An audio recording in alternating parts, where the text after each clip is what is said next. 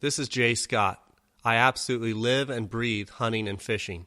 I spend more than half the year in the field enjoying God's creation. I've been a professional hunter and guide since the late 90s, and over the years I've been on amazing hunting and fishing adventures that have resulted in many memories, trophies, and wild game dining. I've authored numerous magazine articles that have been featured in Western big game hunting publications and served for 3 years as a judge for the World Championship Elk Calling Contest. I've operated a successful hunting and fishing blog, YouTube channel, and other social media platforms since 2008. You can get all the photos, videos, and content at jscottoutdoors.com. The goal of this podcast is to educate and inform by covering all sorts of topics ranging from tactics, preparation, field judging, calling, scouting, and gear, as well as regular updates on all our hunting and fishing trips throughout the year. Now let's get to the show. We are somewhere in the middle of Sonora, Mexico with Jay Scott. We just rolled in looking for our first Gould's gobbler. We're going to try to roost a bird, get on one tonight, and be ready to get set up on him in the morning. Awesome. May 1st, 2014. Getting ready to open up Gould season in Mexico. We slipped in here late trying to roost a bird, and we bumped into one in a little meadow.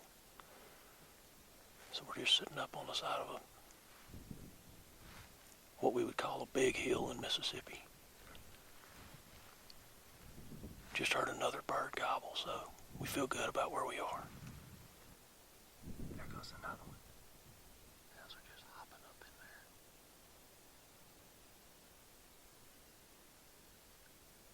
There goes another one and another one. See him? Yep. Another one just flew up. Oh, look at that, man. Did you see that tail? Yeah. Look at that. One sitting right on top. Yeah. Well, we've got somewhere between 20 and 100 of them in the same tree.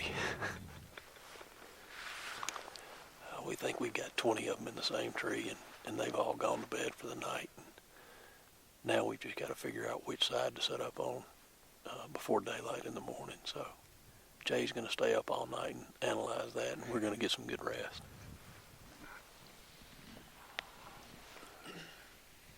I don't know how many of them are up there, but I can't count that high, I don't think. Even a banker can't count that high, right? That tree is full of turkeys.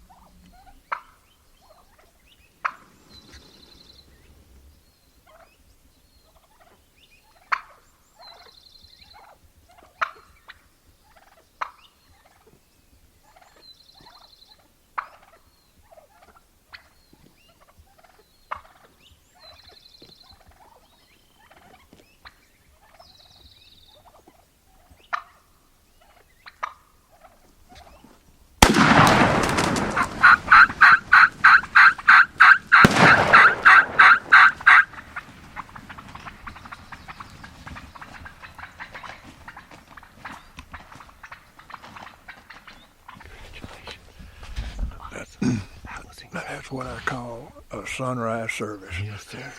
That was awesome. Let's go check out your bird. Let's go look. That was good. They were right in your lap, weren't they? Man, they were right in our face. The gobbler came by 10 feet from me. Congratulations. That's awesome. Look at his face. That's great. Was that incredible or what? That was incredible. They were just everywhere on us.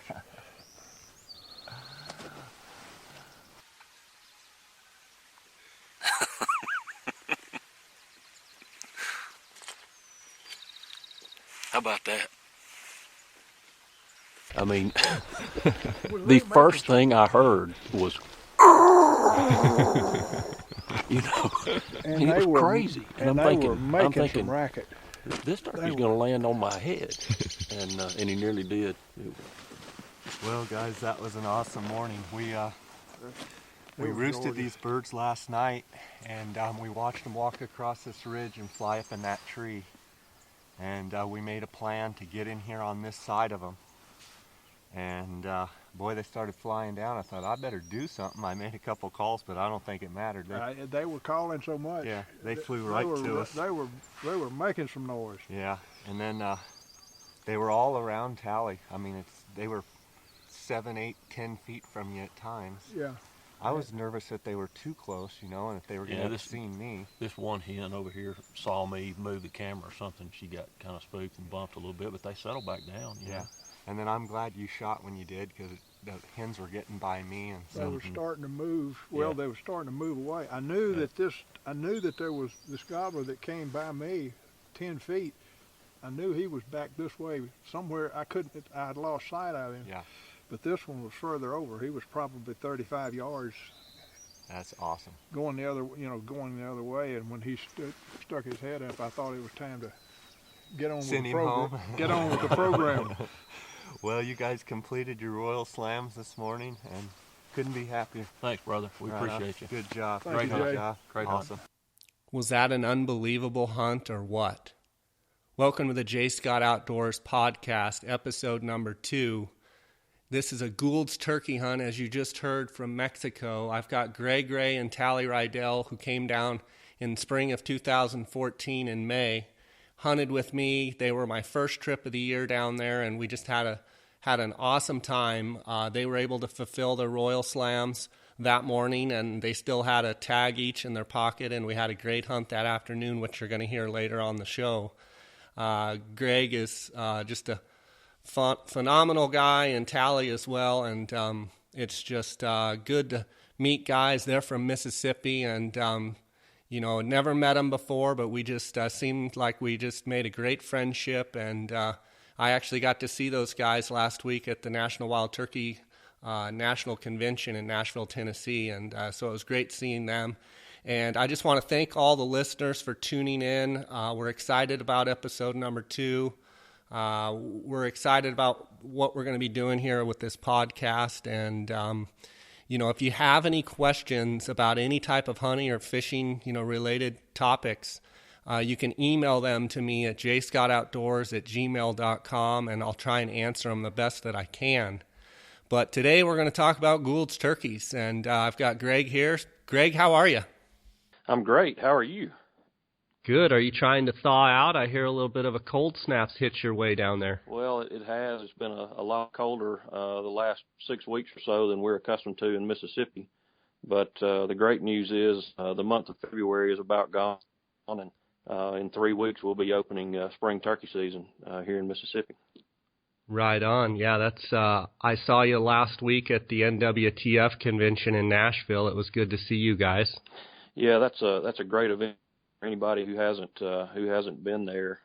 It's worth doing at least once in a lifetime, and I would say that most folks, if they ever do attend, they'll want to go back. It's a heck of a show. Yeah. What calls did you end up getting, or did you find any little nuggets that you liked? I bought a trumpet yelper. I have made a wing bone call myself and called up one turkey with it last year. But I bought a trumpet yelper that was actually made by a gentleman from here in Mississippi. He's an instructor at Delta State University, a man named William Lester. And I bought one of his calls, and then I bought 2 box calls, a David Halloran box call that sounds really good. And what color was that one? Was that the black one he was selling? He had a real dark one, or do you remember what color the wood was? Yeah, he had one made out of ebony and poplar, which is the one I think you're talking about. Okay. Tally actually bought one of those, and I bought a Purple Heart and I can't remember the other wood, but the lid was made out of Purple Heart. It's a good looking call. The ebony lid call is a little bit louder, and I was looking for something kind of more of a mid-range sound, and so that's the reason I bought the Purple Heart. But cedar is the other wood. Oh, cedar, okay. Did you leave with the call, or was he shipping that to you? No, I left with it. I tried several standing there at his booth, and he and his wife both ran, 5 or 6 different box calls, and we settled in on the one that I walked away with. And then I ordered. She's a heck of a caller. She's a heck of a caller on box and the slate. I mean, he's fantastic, and she's really good. Yeah, they're both really good callers, and it's amazing the number of good callers that you bump into at the NWTF show. There's some folks that can make a box call, a slate, whatever, stand up and dance. It's fun to listen to it all. Absolutely. And then you got one more box? I did. I ordered a call from Albert Paul, who is from Collinsville, Mississippi. I've known about him for years and years, and I think a lot of folks who are serious turkey hunters know about Albert's calls. I ordered a short box that is an ebony lid and a holly, holly frame. But he told me I should have it in about 60 days, so hopefully I'll have it in time to hunt with it before our season closes 1st of May. Yeah, I got in 2012, I was at the show, NWTF show, and I got a call from Albert, and I really like it. Just a great man. He can really make a box call sing, too. Yeah, it's amazing, these guys that make these calls, to watch them operate their box calls, because they look so relaxed, and you can tell that their hands are very practiced at operating those box calls. It's a lot of fun. Yeah, one thing, I was there with Casey Brooks and his son Bo, and they got a couple of Albert's box calls and David Halloran's, actually both. One thing Albert was showing us, he likes to hold the box way down towards so if the paddle of the call would be up, and the lowest portion of the box, he holds it with his left hand, but not in the middle of the call, if that makes sense. He holds it way back, kind of towards your body, as underneath, and he says that it balances the call quite a bit better. And Bo and Casey both tried it, and it was pretty cool to see how quick actually it did balance in their hands. So that was a little tip that I picked up from him. But he's a fantastic guy. He's been doing it so long, and when I was there in 2012, I asked him, you going to go turkey hunting? He says, yeah, I should be able to kill about 18 birds this year. And so this year I asked him, I said, you going turkey hunting? He said, yep, we're hooking up the fifth wheel and doing our same routine, and I should get 18 or 19 birds. So it sounds like he makes a big circuit. It sounds like it. I would love to be able to do that one of these days. Hopefully there will be a day and time that I can do that. Yeah, that'll be awesome. Well, Greg, let's talk a little bit about our Gould's turkey hunt last year. I think it'll be fun to kind of reminisce about how everything went down, starting from, arriving and, us talking on the phone prior. And you guys were able to complete your Royal Slams. And so tell me from your perspective how everything started and how everything went last year.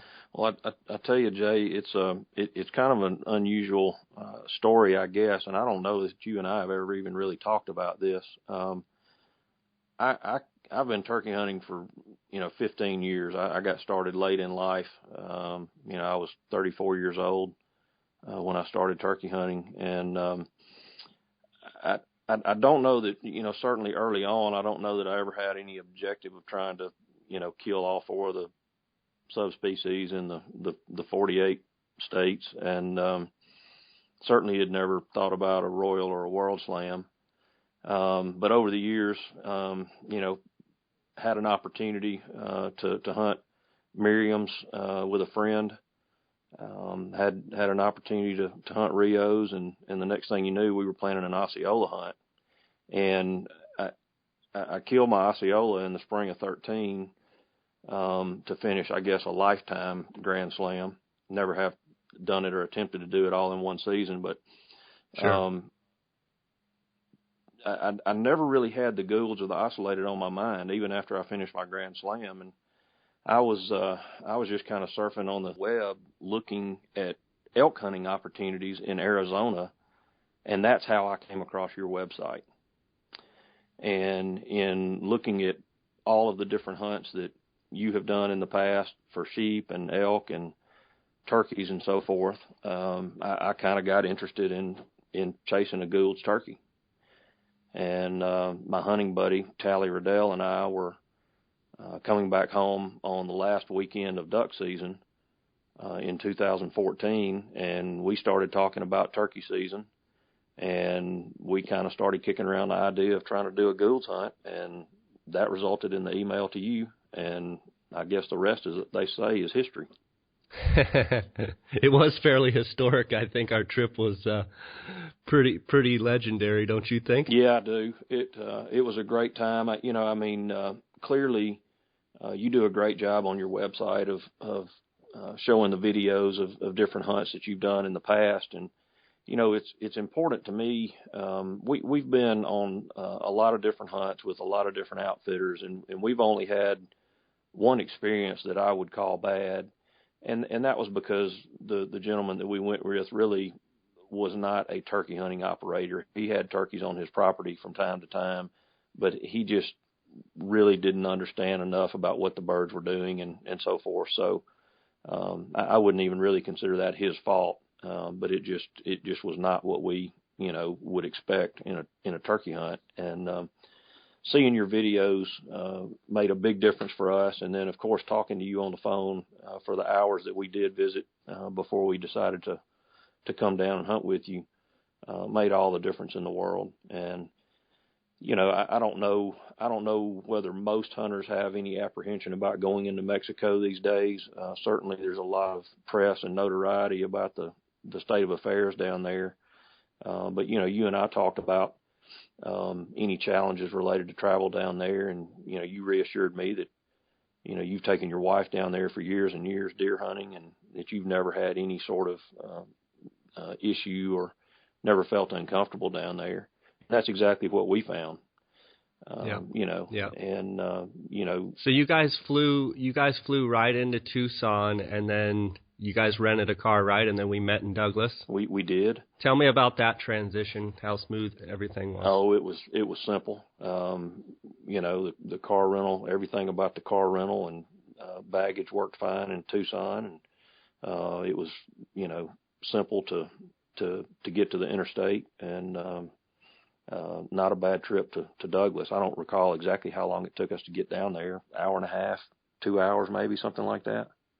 Yeah, hour and a half, 2 hours. Yeah, exactly. And you were right where you told us you would be when you told us you would be there, and we got everything loaded up in your truck, and you obviously have been through customs and dealt with border security on both sides of the border, and dealt with the police and the military in Mexico in transitioning shotguns and that sort of thing, and that was a seamless process. It takes a little bit of time, as you would expect, dealing with that much law enforcement, but it all went just as smoothly as we could have hoped for. Yeah, so if I remember correct, last year you guys were my first group of the year, and we met up, and then we arrived. Typically what I have the hunters do is we meet up kind of mid-morning. that puts us crossing, and then we typically get to the ranch around 2 or 3, 4 o'clock, whatever it may be, and then we go out and try and roost birds. Seems like we had a good night that first night, roosting some birds. What do you recollect? Yeah, we did. We actually, I think we got down to the ranch a little bit later than we intended to that afternoon, and I think it was because of our timing with flights, and I guess just and being the first group, I think we did some setup once we got to the ranch and helped get some of your equipment unloaded and that sort of thing, and we actually got to the spot that we were wanting to look and listen. Maybe an hour before it got dark? Yeah, we walked up on that little hill and tried to spot some turkeys, and I think you spotted one right off the bat. Yeah, I just got lucky and caught a glimpse of a gobbler's head kind of going through a gap in some. What, down there about like 400 yards? Yeah, something like that. 500? Kind of a brushy little flat down there, and he just happened to step in an opening, and I got a good look at him just for a 2 count as he walked through this little opening. And so we sat down and started glassing, and finally picked up, the whole flock. I guess they were getting ready to go to roost, and they kind of walked up the side of a mountain and paralleled a wash type area, and then started flying off the side of the mountain and flew straight up in the roost from there. And it was 20 or 25 turkeys, gobblers and hens, that all flew up in the same tree. Well, I still remember that sight of those birds up there, and they're such big birds, and up there on those limbs, they were wobbling around and trying to get a solid position, and they're kind of jockeying for position too up in the tree. But people can go on my website or go on YouTube and see at Gould'sTurkeyHunt.com or jscottoutdoors.com or on YouTube and see exactly what we're talking about. So we had birds roosted, and then we came back to the ranch house that night, and then seems like we talked back and forth about what we thought would be the best way to set up on those birds, and then what happened? Well, we left. I don't know exactly what time it was that we left the house the next morning, but it was very early because we knew we needed to get. We had a long way to go, first of all, and we knew we needed to get set up in the black dark because we were going to be pretty close to the roost. We were 150 yards from their roost tree. Yeah. And there wasn't a lot of cover between where we set up and them, so it was a pretty direct, eye shot or eye contact between, where we were situated and the roost tree. But, and they were roosted up in that big black oak, the biggest black oak there in that bottom, right? Yeah. Yeah. And so we kind of scattered out. We had drawn straws and decided that Tally was going to take the first shot, and so we got him set up in a pretty good spot. And he basically was sitting there with his gun on his knee, looking down the barrel from the time we sat down on the ground in the dark, until the time he finally killed a turkey. And you were kind of set up over his right shoulder with a camera, and then I got off to the left 40 or 50 yards across a little rock wash, and got situated, kind of under some low scrub brush. And I had my camera running from over there, so we kind of had two angles of it. And, I don't know how much of it's skill and how much of it's luck, but we were sitting in the right place when they decided to fly down. If I remember right, they gobbled good that night and that morning. They were really cutting loose up on the limb. Yeah, the first turkey sound that I heard that morning was a gobble, and it was way before light enough really for a turkey to be gobbling. But they started up in the black dark, and they gobbled in the tree for 15 or 20 minutes, I guess, before they started flying down. Yeah, that's one thing. A lot of the hunters that hunt Goulds with me, they're they ask me, well, do the Goulds gobble? Do you hear them? And I just kind of smile because they really like to gobble. So it makes a real interactive hunt. So so it's getting light, and they're about to fly down, and what happens? Well, I think turkeys were starting to fly down, but it was still so dark that I could not see, the 40 or 50 yards over there, on that little flat where we had the decoys in front of Tally. I still could not see well enough because the light was so low. I could not see well enough to tell what was really going on over there. I knew where the decoys were. I knew where I thought some turkeys were starting to fly down, but I just couldn't tell. And so looking back at all of our video, I think we probably had, 10 or 12 turkeys on the ground over there. And then at that time, I heard the rush of air. One of the gobblers left the roost, and as soon as his feet cleared the limb, I could hear air rushing, 60, 70. Like a 747. Exactly. 60 or 70 yards behind me, and this turkey, flew out, sailed out, and he came literally 6 feet over my head and lit, 10 yards in front of me. And as soon as his toes touched the ground, he went into a strut. And he's spinning around in circles, dragging his wings in the sand in front of me. And, I think literally you could have jumped up and grabbed him. That would have been maybe as effective as trying to shoot him with a shotgun. Well, just about. Yeah, he was definitely too close to shoot at with a shotgun at that point. But he twirled around on my side of the wash for 2 or 3 minutes, and by then it was starting to get light enough that you could kind of see what was going on across the wash, and that's where all the action was. And what we had probably 15 hens and 4 or 5 mature gobblers over in that bunch doing their thing, trying to sort things out for the morning and figure out who was in charge and where are we going. And so this big gobbler on my side decided he would drag his way on over there, and he did. And he walked within 10 feet of Tally. When he came up out of the wash, he walked right past Tally sitting there with his gun on his knee. And, the turkeys chased each other around and, fought a little bit and argued a little bit. And there was a lot of calling going on. And it was just a cool thing to see. You got some of the best video footage I've ever seen in my life of, the turkeys leaving the roost and coming, just straight into you, like you say, like 747s.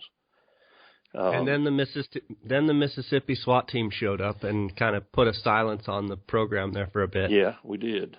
Tally finally, the turkeys kind of started settling down and kind of acted like they were going to start drifting off away from us. And so he finally got a clear shot at one of the big gobblers, and he put him down at 35 or 40 yards, and when they scattered, it coincidentally was the gobbler that landed right in front of me, spun around and ran back towards his roost tree, and just before he ran across the wash, he decided, I think I'm gonna stick my head up and look one more time, be sure which direction I need to go, and so I let him have it. So we finished our royal slams within, literally 5 seconds of each other right there the first morning. That was awesome. Now, you guys had 2 tags apiece, so we filled 2 tags that morning, and then, if I remember right, we took some photos and headed back to the house, and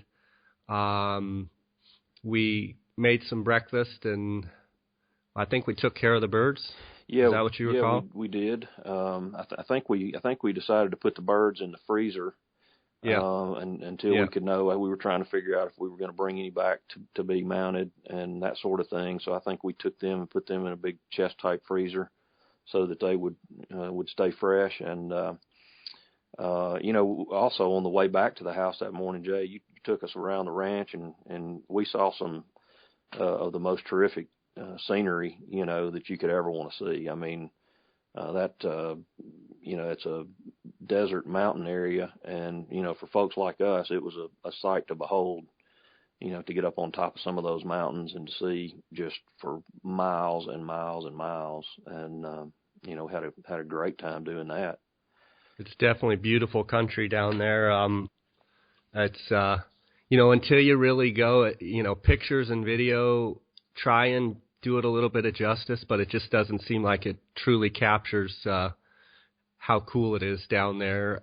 If I remember right, so we go back, we eat lunch, and then you guys wanted to take some hot showers and get cleaned up, and I think we took a nap, and then we were headed out for the afternoon. Is that exactly how you recall it? That's close. The showers were somewhere short of lukewarm, and we had a temporarily incapacitated hot water heater, I think. But we had a small glitch in the system. You know, sometimes a fast shower is a good thing, and but it all worked out fine. And I actually have had a colder shower. I was in a bow hunting camp down in South Texas 25 years ago, and we took some showers that were colder than the ones we had in Mexico. So, well, the good news is we didn't waste much water. No, that's a fact. That's a fact. But no, I know that there's hot water at the camp there, but they were just having a difficulty the day that we were there, and so it worked out fine. But we rested up and looked at a lot of video, I think, in the middle of the day, and then we headed back out. Yeah, we headed back out in the similar area where those birds were, just around the corner. There was a nice big meadow where usually in the afternoons they come filing through there, and so I thought it'd be a good place to set up. And so it was probably, I'm guessing, 3:30.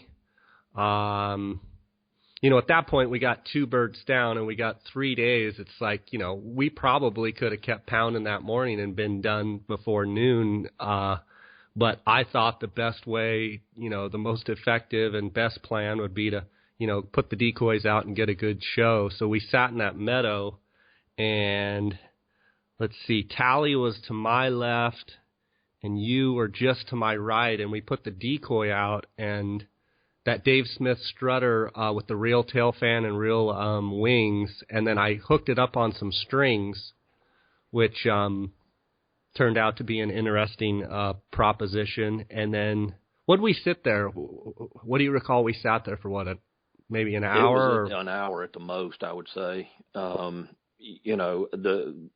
strings on the decoy wings is one of the neatest tricks I've ever seen. I had never seen that before. But I mean, you can move the decoy just like a puppet. Yeah. And, you can. So, I mean, from 100 yards, it would fool a human. It's private land. There's nobody else hunting. I feel safe to use them there. But I mean, if you were just walking across that meadow at 100 yards, unless you had your binos, and even if you had your binos and I started moving that thing around, I mean, it could fool anybody. Absolutely. Thinking it was a real turkey. As it turned out, we had a gobbler come up to the decoy, and we got high definition video of this turkey from 15 yards from 2 different angles. And when the turkey is standing still and the decoy is right there, they're almost touching, you can't tell which one's a turkey and which one's the decoy. Yeah. I mean, it is the most realistic looking decoy I've ever seen in my life, by far. Yeah, and you throw the real tail fan and the real wings on there. It's spitting image. So I was doing some calling, and I think we heard some birds off in the distance. And then what happened? Yeah, I mean, we had been kind of sitting there, and we were just relaxed. We were in a pretty good setup that was real comfortable, and we were just kind of relaxed and enjoying the shade. And there was a little bit of breeze every now and then, and I guess we heard a hen yelp up on top of the mountain behind us. Mm-hmm. And you and I looked at each other, kind of like, did we really hear what we thought we heard? And then about that time, we heard another yelp. And so we knew that, that there were turkeys up the hill behind us. And, it was not long. I mean, less than a minute maybe? Mm-hmm. And we've got turkeys airborne flying off the mountain behind us, kind of over our shoulder, over our right shoulder, heading out in front of us, away from us. And they land out on top of the next hill out there, 150, 200 yards in front of us? Yeah, so they basically fly from the west to the east, right over the top of the meadow that we're sitting in. Yep. The whole flock. Yeah, like 12 birds? Yeah. And so they they land out on the hillside across in front of us, and then they immediately kind of start picking their way down the hill towards us. And you called a couple of times, and I kind of lost sight of them. They kind of got down below a screen of brush in front of us, and I kind of lost sight of them. And I don't know, another minute or two kind of clicked by, and then we look up, and here's more turkeys coming from the same direction, flying off from behind us. And one of those birds sees the decoy and just made about a 45-degree bank to his left and landed, 30 yards from the decoys, and immediately went into a strut and gobbled. What was so amazing about that is, I'm watching them out of the corner of my right eye because they're coming from my right to left, kind of over the top of you and I see them mid-air, and the decoy's out in the meadow, but until he got above the decoy, he probably couldn't see it. But it was clear as day that he saw the decoy and just banked in there and reacted. It was just like a duck decoying when they see the decoys. He just and he lost altitude precipitously. Yeah. He basically fell right out of the sky once he saw, there's a tom strutting in my meadow. He hit the brakes and was on the ground in no time. Yeah, he landed so hard, I don't know how it didn't break his legs. He just and immediately gobbled. Yep, as soon as he hit the ground, he gobbled, and when he did, you knew what was going to happen. He would have fought in the air had he been able to do it, and so I think if the decoy would have been 30 more yards out, I think he would have landed right into the decoy. But at the velocity that he was going, he basically stopped as fast as he could. Yeah, he did. But, I have no doubt that if, the decoy was a little bit further over where he landed, he would have landed right into the thing, and it would have been on. Yeah, it was amazing. And he gobbled that one time as soon as he hit the ground, and, here he came. And you knew what was coming, and so he had to make his way through just a little row of low bushes, and he did that and broke out in the open about 35 yards in front of us, and the decoy was about 15 yards in front of us, and he did not make a circle. He came straight to the decoy, and you could hear him purring. He was already mad, before he ever got to the decoy. And he was purring, and he circled the decoy 3 or 4 times, and he purred, and he strutted, and he drummed, and he gobbled again a time or two, and he circled that gobbler decoy, I don't know, 2 or 3 times, and then finally he jumped on him and spurred him, and when he did that, his feet got tangled up, in that string that you had attached to both of his wings. Uh-huh. And so that was a sight to see him all confused. He couldn't figure it out, could he? No. And he's kind of halfway tripping and halfway stumbling, trying to get his foot out of the string. And at the same time, every time he takes a step or moves, he's bumping that decoy, that he's pulling on that decoy string, and it's making the decoy spin. And so he's just getting even madder, because the decoy's not leaving. And it was pretty interesting. And when he finally, I guess there was one time he kind of went around the back of the decoy and was coming towards me, facing me, and had his foot all hung up, and he was trying to step out of that string, and he turned around. He was still in full strut the whole time. And then he finally turned back the other direction with his fan facing me, and that's when I was able to get my gun up on him. And I said, well, when he turns around the next time, I'm going to shoot him. And he took another step or two going away from me, and he got so tangled up, he nearly fell down. You can see it on the video. He literally nearly fell down. But then he managed to get free from the string, and he turned back towards me and took a couple of more steps, and that's when we let him have it. And seems like I remember about half of his feathers ending up in the air. Yeah, he was in full strut, but we kind of joked about it at camp that night. I just felt that there was a moral obligation that he had done his part to put on a pretty big show, and I just felt like it was the right time to shoot him. So I shot him head on in full strut, and most of his back feathers stayed there in the meadow. But it made for pretty good video.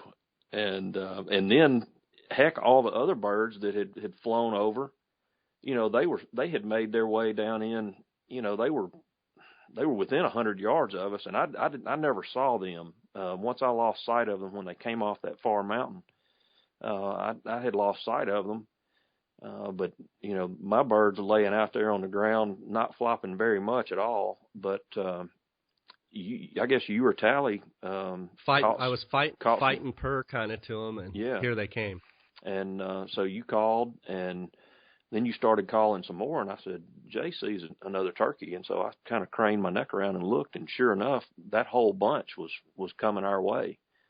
And I guess there were 2 or 3, more mature gobblers with that bunch. It was a bunch of hens and a couple of big gobblers, and darn if they didn't come dragging up there, and Tally wound up killing one. So we had all 4. Yeah. I mean, it's the end of the first day, and we've killed every turkey we came down to Mexico to kill. Now we're checking to see if we can go, deep sea fishing, or we're trying to figure out what to do next. Here we got 4 birds down on the first day. Yeah, that's a day, with all that excitement and having that much success and just the way everything went down. Definitely, we've all shot a lot of birds, but that day, I don't know that I'll ever forget that day. Well, I surely won't. Good turkey hunts, exciting turkey hunts. It's hard to forget any of them, but that's one that just really, sticks out in my mind. I mean, there's just, we don't get that opportunity to see that kind of country every day.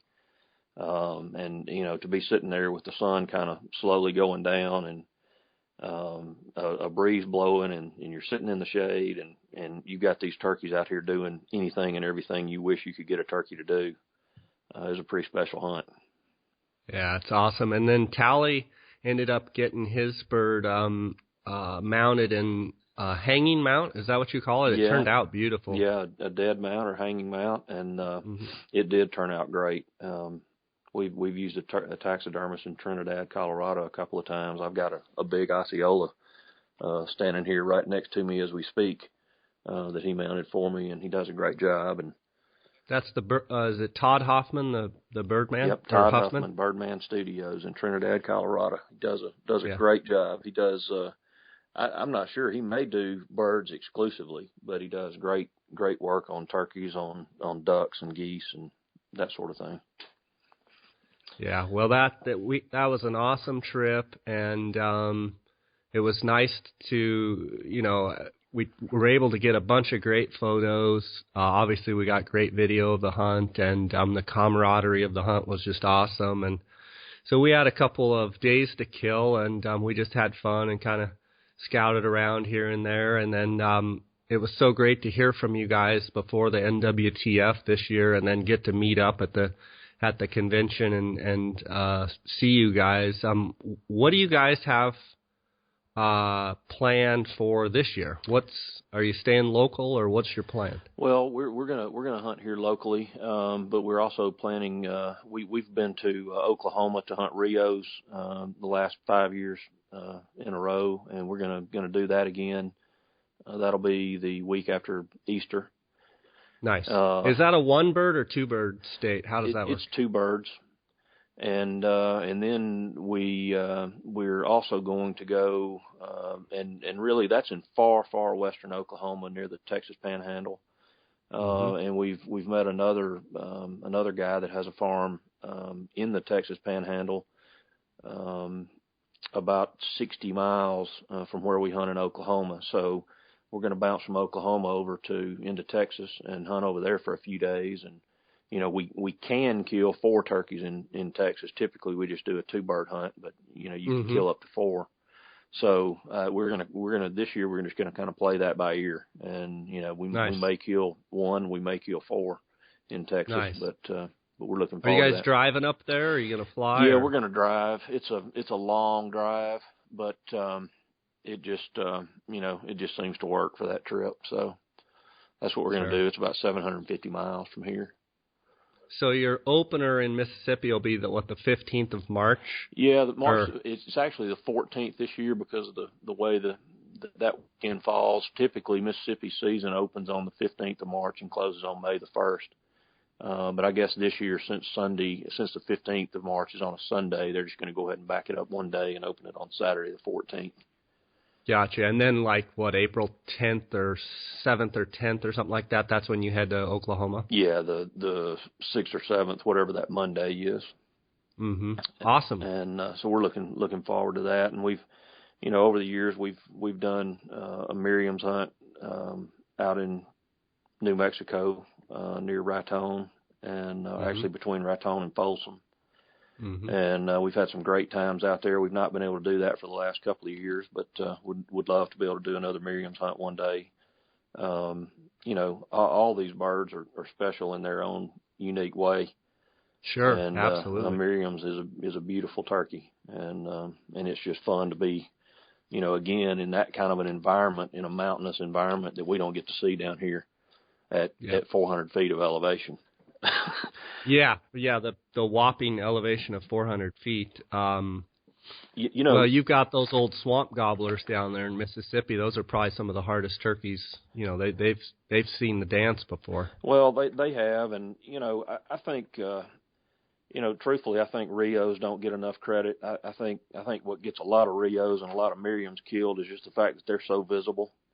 Yeah. And our turkeys are not visible a lot of the time. I mean, we've got what we call field turkeys and what we call woods turkeys, that just tend to like that kind of an environment. So a field turkey down here is pretty hard to hunt sometimes. They'll get out in the middle of a wide open where they can see all around them, and they'll just stay out there, all day long. Yeah.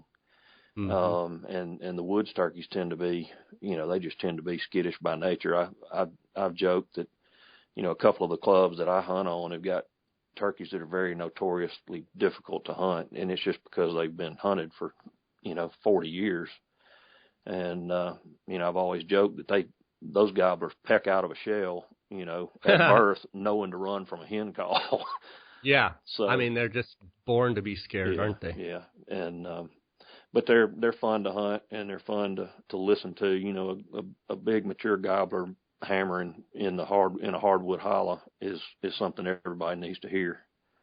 Yeah, definitely. I still need my Eastern and my Osceola for my Royal Slam, and so it's I've got a nice year in front of me. I'm gonna at the end of March here go with my nephews to California. I'd go with Jay and Will. We've gone the last 6-7 years, maybe longer, and then I'll come back from that, and I've got going with some friends to the White Mountain Apache for Merriam's, and then I've got a whole slew of Gould's hunters down in Mexico from May 1st to the 15th, so it ought to be another good year.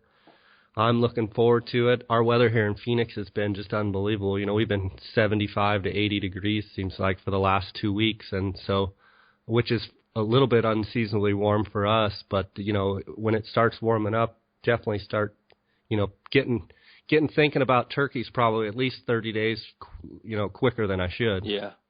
Well, it's we're looking forward to it as well, and we always kind of start that as soon as duck season closes at the end of January. We start thinking about turkey season, and I told one of my buddies the other day that if I had not been born in the month of February, I would not have much use for it. Yeah, exactly. Because it's a tough month for us to get through. Golf course is still too wet, and the weather's still too cold, and it's just kind of a slow month for us that like to be outdoors. But March is coming. Absolutely, they'll be gobbling here. The other thing I would say, to anybody who might care to know, is that you clearly get paid to do what you do, but you don't do it for a living, and it's not a job to you. It's obvious to me that what you do with your outfitting service, it is it's something you do for enjoyment, and it's a labor of love. And the places that we've gone and turkey hunted in the past, we go in as strangers, but we leave as friends typically, with the folks that we hunt with, and I know and can say that that's what it's been with you. Absolutely. And it's just a different environment than when you're going into a commercial hunting operation. where it's all work and it's all business. And that's not what we've ever sought out. And that's clearly not what you deliver. I mean, you take care of the details. The details are going to be right, but you do it in a way that doesn't feel like a commercial hunting operation. It feels like a bunch of buddies getting together and going and enjoying 2 or 3 days together and having success and celebrating that success and then recounting and retelling the memories in the days, ahead. So that's Absolutely. what makes I it great. appreciate you saying that. Yeah, that, it does. I mean, that's everything. You can have strutting birds and, gobbling their heads off. And if you don't have the camaraderie and you don't have that, fellowship, it's just not the same. And so it's awesome to get with guys that are, live clear across the other part of the, on the other side of the country and get together, never having met them, and just fall right in line, giving each other, grief and, teasing and jawboning back and forth. And, it's, that's what it's all about to me. And so I appreciate you saying that. I am passionate about what I do. I love to turkey hunt and love to hunt and fish in general. So it's always nice having guys that have the same passion, and you guys were a lot of fun to hunt with, and just appreciate you being with us this morning, and wish you the best of success on your hunts coming up. And God bless you, brother. Same to you. I hope you have a great season, and I hope you'll stay in touch and keep me posted on how it's going. And there's another Gould's hunt in our future. Let me put it that way. Sounds good. That'll be fun. I look forward to it one of these days. And keep me posted. Send me some text pictures, and we're going to try and keep the blog and keep Facebook and Instagram and keep everything up to date. And we're going to be doing weekly podcasts here and trying to keep everybody updated on how everything's going. So tell Tally hello, and thanks for being with us. We'll do it. Take care, Jay. All right. God bless. All right, bye-bye. Bye. May the 2nd. It's about 3 o'clock in the afternoon. We killed 2 big gobblers this morning, and we've come back into this meadow. We think the birds are using this area, and we've got our big strutter decoy, our Dave Smith strutter out. He's out there spinning around, and we feel like in the next 2 or 3 hours we're going to have some action. So we'll sit back and see what happens.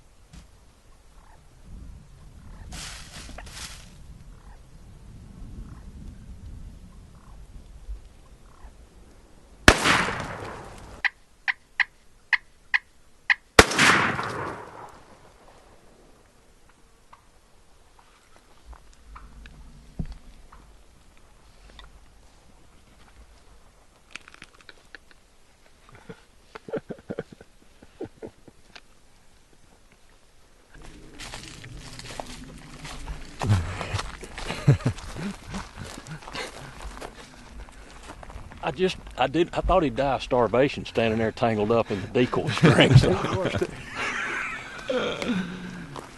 Goodness gracious. Is that 4 birds in one day? Oh, Oh my goodness. That I have never seen a show any better than that.